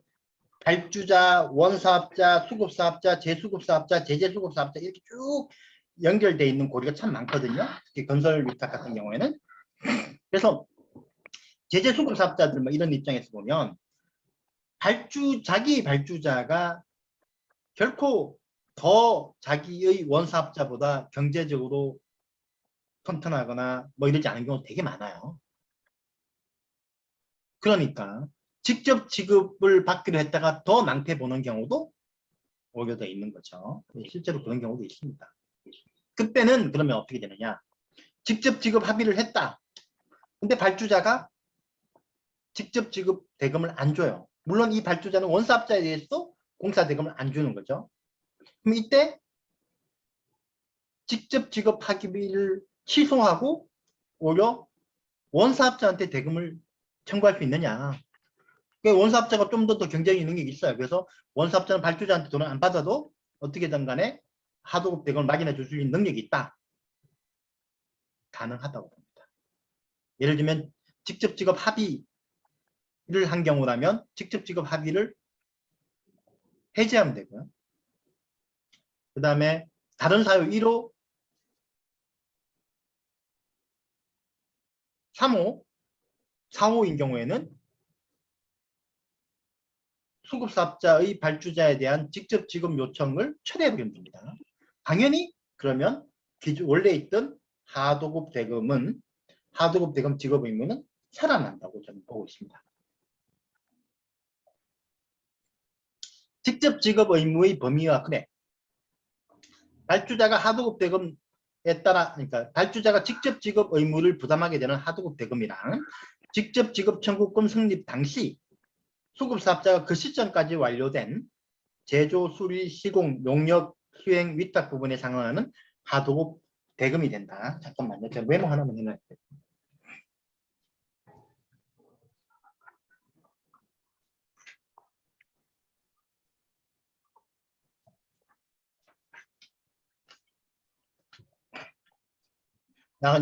저도 이제 강의를 하다 보면 이런 게 이제 저도 이제 뭐 제 책이나 이런 데 반영하지 못한 것들이 쟁점이 튀어나오는 경우가 있습니다. 예를 들면 이런 거죠. 아까 얘기했지만 이미 했던 직접 지급 사유가 발생한 이후에 네? 이걸 취소할 수 있느냐? 응? 할 수 있거든요. 당연히 법적으로. 근데 이제 그런 것들을 제가 책에 요걸 이 쟁점이라고 생각을 하고 손놓지를 못해가지고 요걸 제가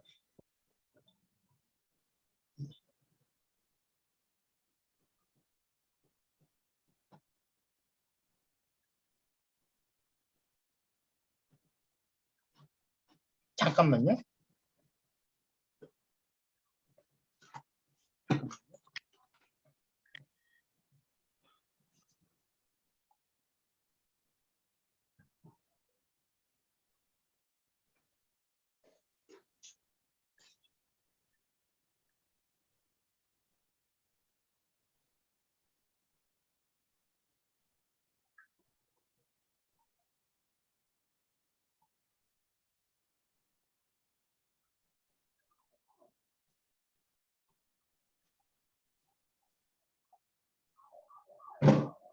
잠깐만요.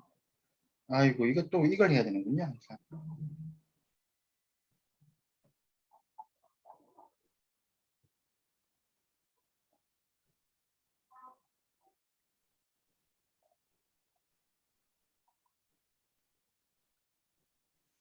네, 항상 뭐 자가격리 앱에서 뭐 연락이 와가지고 움직이지 않으면 이 핸드폰 이게 이 움직임이 없으면은 연락이 오네요. 그래서 그걸 했습니다.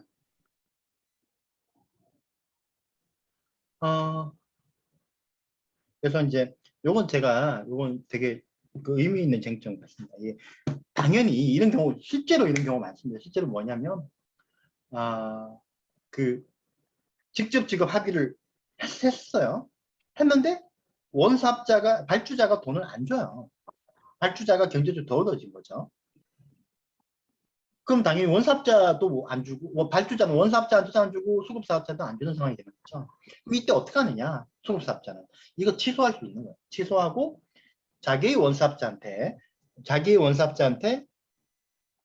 자에게 하도급 대금 청구하면 되는 겁니다.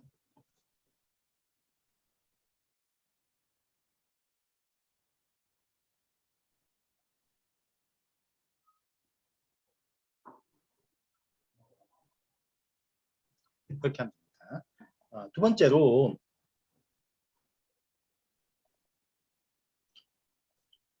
그래서 이제 마번에 보면 직접 지급 의무의 범위와 금액, 발주자가 하도급 부담하게 되는 하도급 대금이란 직접 지급 청구권 성립 당시 수급사업자가 그 시점까지 완료된 위탁 부분에 상환하는 하도급 대금이다. 기성고의 경우에는 기성고 방식에 확정된 금액으로 한정된다. 이게 뭐냐면요. 만약에 우리 공사가 그 기성고를 매월 날일 기준으로 기성을 한다고 합시다. 근데 그 달에 15일 때 직접 지급 사유가 발생했어요. 네. 그러면 첫 번째로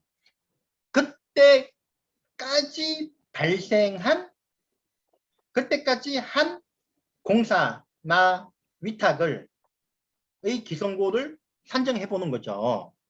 그래서 그때까지 금액은 인정돼요. 예를 들면 이런 겁니다. 예를 들면 하도급 대금이 50억이라고 가정하고요. 하도급 대금 발생하는 시점이 이번 달이었죠? 9월 15일 날 직접 지급 사유가 발생했고 요 시점까지 딱 끊어가지고 기성률을 계산해 봤더니 50%예요. 그러면 직접 지급을 해야 되는 하도급 대금은 얼마다? 50% 25억이 되겠죠. 25억이 됩니다. 근데 다만 직접 지급 청구권 발생 당시까지 발주자가 원사업자한테 이미 지급한 하도급 대금은 확정적으로 소멸한 거니까 그거에 관련된 거는 뺀다라고 예를 들면 전체 하도급 대금이 100억이에요. 단순화시킵니다만은 그 중에 이미 9월 15일 시점에 50억을 발주자가 원사업자에 제공했다.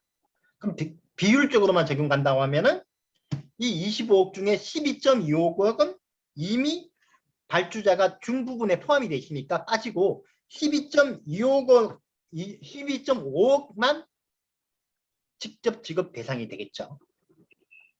이해됐습니까? 요걸로 지금 갑니다. 계속 요걸로 갑니다.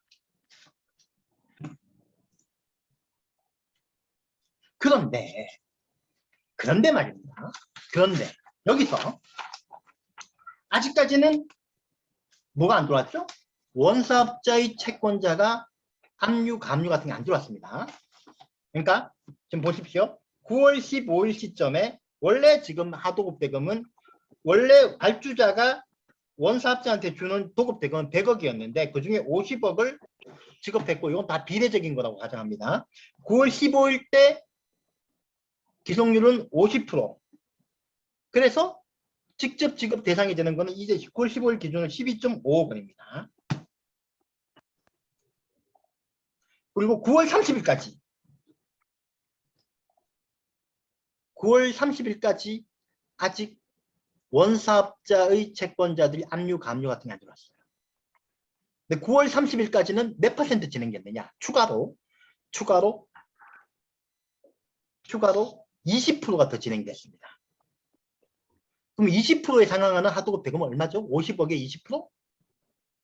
10억 원이죠. 그러면 생각해보죠.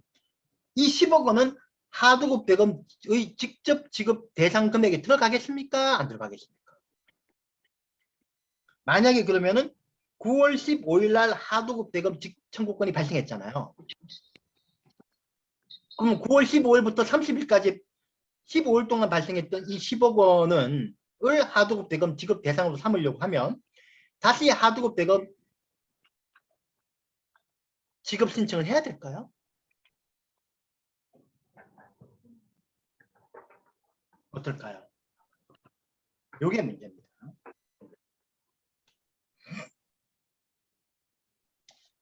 첫 번째 이제 예를 들면 합의 같은 경우에는 오히려 쉽죠. 근데 합의도 보통은 금액을 한 게 합의에서는 직접 지급 합의를 아예 금액적으로 확정하는 경우도 있거든요. 얼마까지 한다 뭐 이런 그 금액의 기준을 하면 되는 거니까. 그런데 어떨까요? 이게 진짜 어렵거든요. 일반적으로는 다시 직접 지급 요건을 갖출 필요는 통지를 하거나 할 필요는 없다. 그냥 진행되는 걸로 9월 15일 날 했던 직접 지급 합의가 또는 직접 지급 요청이 30일까지 이어지는 걸로 보는 겁니다. 9월 10월달부터 이어집니다. 다만 언제까지? 원사업자의 채권자가 압류나 가압류가 있을 때까지, 그러니까 권리의 경합 상태가 발생하기 전까지 이어지는 걸로 보는 겁니다. 그래서 10월 1일 날 원사업자의 채권자가 압류가 들어와요. 압류가 얼마 들어오냐? 무지 50억 원이 들어옵니다. 그리고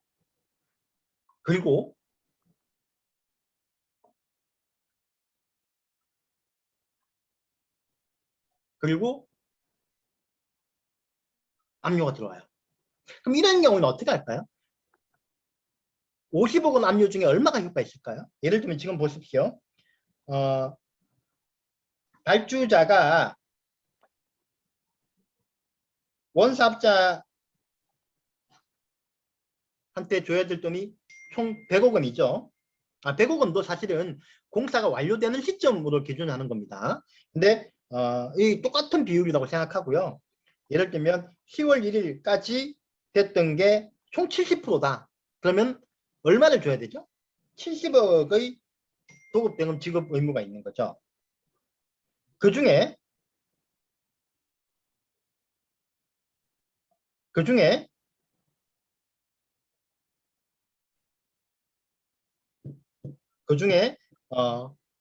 직접 이미 준 금액은 50억 원. 복잡한데 어쨌든 70억 원이잖아요. 70억 원 중에 이미 준 금액은 얼마냐? 이미 준 금액은 50억 원을 직접 줬고요. 그 다음에 하도급 대금 직접 지급을 해줘야 되는 금액이 12.5억에다가 10억 원이니까 22.5억 원. 그럼 72.5억 원이잖아요.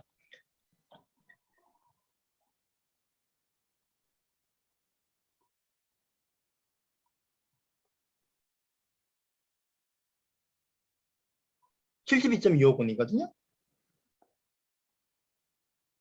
그러니까 이 100억 원 중에 지금 72.5억 원을 이미 줬잖아요. 이미 줬는데 뭡니까? 그럼 이미 다 줬잖아요. 응? 그러니까 발주자가 원사업자한테 줘야 될 금액을 이미 다 지급했거든요. 왜냐면 50억 원은 아마 선거금 중에 상당 부분이 포함됐다고 봐서 그런 것 같은데, 그런 경우에는 압류 50억 원을 하더라도 압류할 금액이 하나도 없어진 거죠. 그렇죠? 없어진 겁니다. 그런데 이때 이 압류가 들어오면 수급사업자는 뭐 하는 게 제일 좋을까요? 수급사업자는.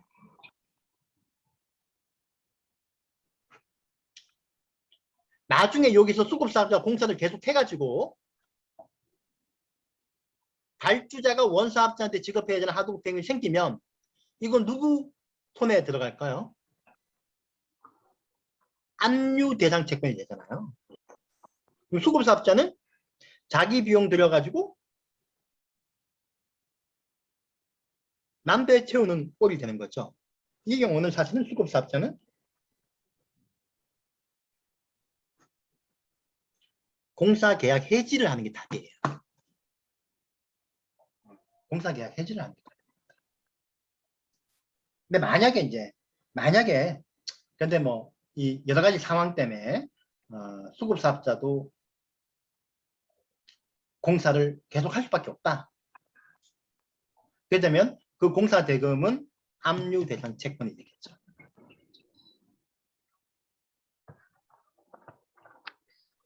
근데 만약에 이건 더 어려운 얘기입니다.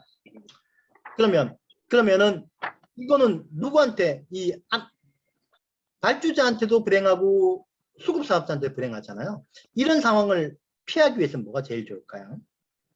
아예 하도급법상 직접 지급 합의 말고요.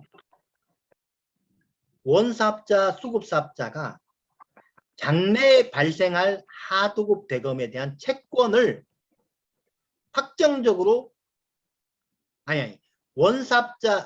원사업자하고 발주자 사이에 장래에 발생할 공사대금 채권의 일부를, 공사대금 채권을 아예 확정적으로 수급사업자한테 양도하는 채권 양도 방식이 더 좋은 거죠. 그거는 채권이 완전히 양도되고 나면은 그 미래 채권까지 양도된 거잖아요. 그러면 이미 시공되지 않은 부분, 가압류를 설사 이제 원사업자의 채권자가 압류를 하더라도 압류 이후에 공사가 이루어지는 부분에 대한 발주자와 수급사업자, 발주자와 원사업자의 채권도 확정적으로 수급사업자에 간 거거든요. 그럼 수급사업자는 원사업자 채권자의 압류와 무관하게 공사 대금을, 하도급 대금을 받을 수 있거든요. 아예 채권 양도로 하는 거죠. 근데 채권 양도, 그러면 채권 양도하고, 이건 너무 어려운 얘기인데, 채권 양도하고 하도급 대금 직접 지급 합의하고는 무슨 차이가 있느냐. 우리 법원은 채권 양도의 요건을 갖춘 경우라면 가급적이면 수급사업자한테 더 유리하게 채권 양도를 볼 수 있다라는 입장이에요.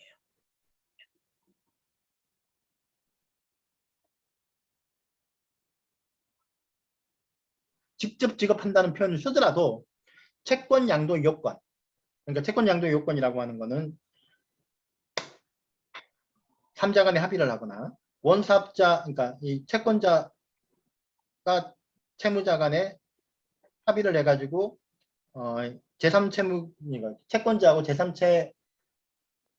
채권, 그러니까 채권 양도인과 양도인이 합의한 다음에 채무자한테 통지를 하거나 이의를 유보하지 않은 승낙을 받으면 되는 거죠. 그걸 반드시 확정일자 있는 증서로 하면 되는 거죠.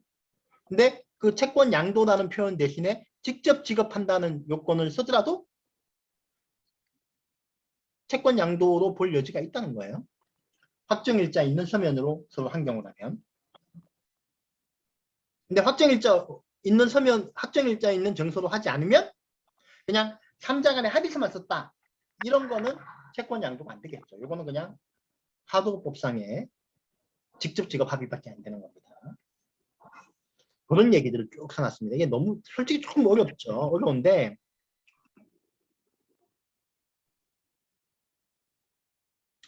실제로는 또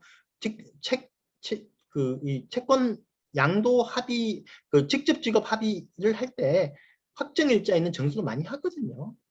그렇기 때문에 큰 문제는 없습니다.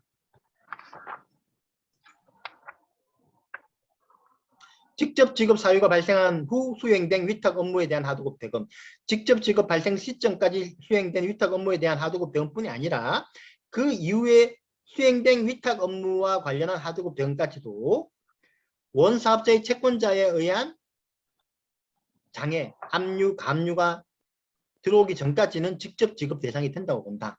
다만 이런 경우라면 원사업자의 채권자에 대한 압류, 가압류가 들어오고 나면 통상 그때부터는 수급사업자는 공사를 또 안 하고 계약 해지를 하는 게 오히려 현명하겠죠. 이게 지금 보니까 여러 가지로 그 다음에 채권 양도와 직접 지급 합의에 대해서는 써놨죠. 채권 양도는 민법상 채권 양도를 확정일자 있는 증서로 하면 되는 것이고 채권 양도는 아직 발생하지 않은 장래 채권에 대해서도 권리 특정이 가능하고 가까운 장래에 발생할 것임이 상당한 정도로 기대되는 채권에 대해서는 양도가 허용되기 때문에 가능합니다. 그래서 가급적이면은 이런 방식으로 하는 것이 좋고요.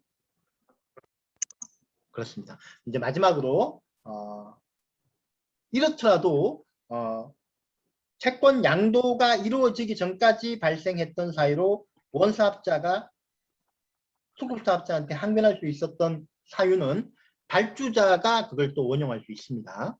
그 다음에 자본은 뭐냐면 너무 복잡하잖아요. 발주자 입장에서. 그럼 잘못해가지고 이중 지급을 할 위험도 있거든요. 그럴 때는 그냥 발주자는 공탁해버리면 돼요. 채권자 불합치로 공탁할 수 있다.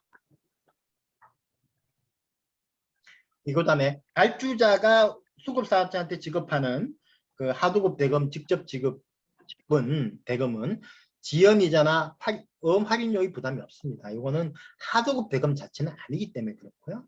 그렇습니다. 카본은 제가 설명을 드렸고요. 만약에 위반하게 되면 발주자의 의무이기 때문에 발주자한테도 시정명령, 과징금 부과처분, 실손해 배상이 가능하고 형사처벌에 대한 규정은 없습니다. 그 다음에 발주자와 원사업자 간의 하도급 관계가 성립하는가? 이거는 넘어갈게요. 네, 그렇습니다. 그 다음에 수급사업자의 의무 및 준수사항은 수급사업자도 하도급 계약 이행 보증을 해야 되고요.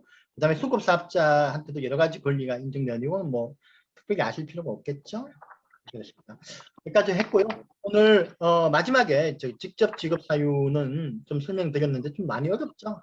제가 다음 시간에 직접 지급 사유의 그 문제와 관련해서 제가 좀 도표 같은 거를 한번 그려가지고 한번 좀 설명을 좀 드려보겠습니다.